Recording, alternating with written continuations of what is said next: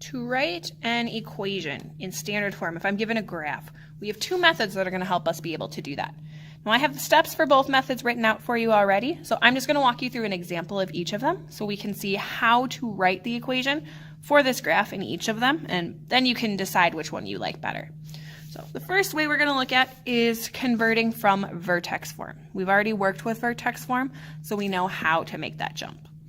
The first thing we have to do if we're going to use this method is to identify the vertex and the a value from our graph. So the vertex is easy. I know it's down here. Looks like I've got the point 1, -8. And then to figure out our a value, well, we have to ask ourselves, well, I went over 1. How far up did I go? In this case, I went up 2. So I think about, well, what would I do normally? I would go over 1 and up 1. So I have to ask myself, what did I multiply by to end up going up 2 units? Well, 1 times 2 got me 2. So I know that my a value must be equal to 2. So we have got an a value of 2 and a vertex of 1, -8. We've taken care of step number 1. Step 2 asks me to now write that equation in vertex form. So we've worked with that one already. I know that my a value goes first, so y equals 2.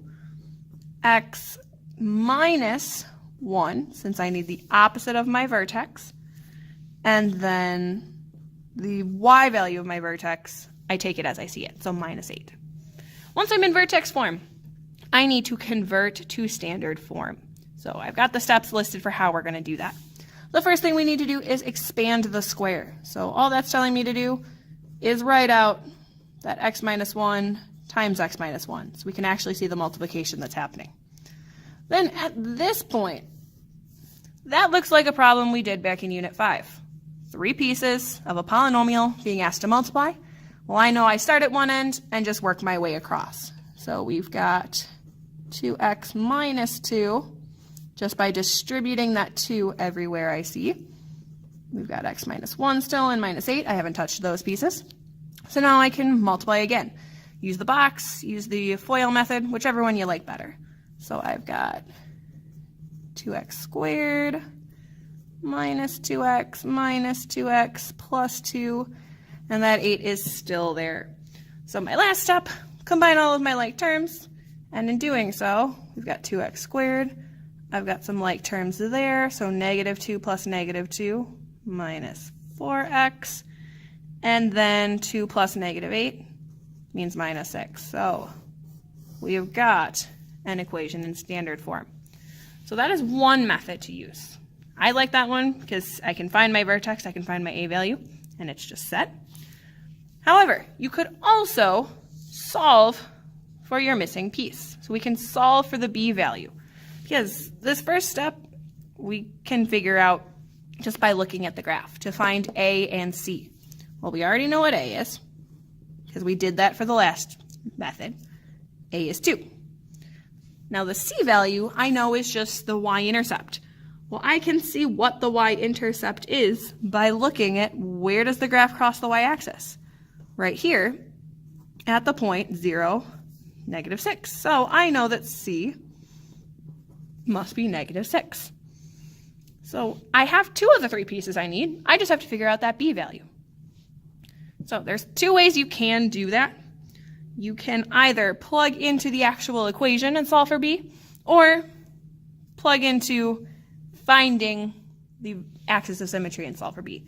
I like plugging into the equation, so that's what I'm going to do. So I'm taking my general form for standard form, ax squared plus bx plus c, plugging in what I know. So right now, I know 2x squared, don't know b, but I know c, -6. Now I can take any point on the graph that I want and use that in my equation to help me solve. So I'm going to use this point here. We've got 2, -6. So I can plug that into my equation. -6 for y and a 2 everywhere I see an x. And from there I can start solving. We've got -6 if I've got 2 times 2 squared, well, I know that's going to give me an 8. 2b minus 6. Well, I can clean this up a little bit. We've got 8 minus 6, so that's going to give me 2. So 2b plus 2. Move that to the other side. Negative 8 is 2b.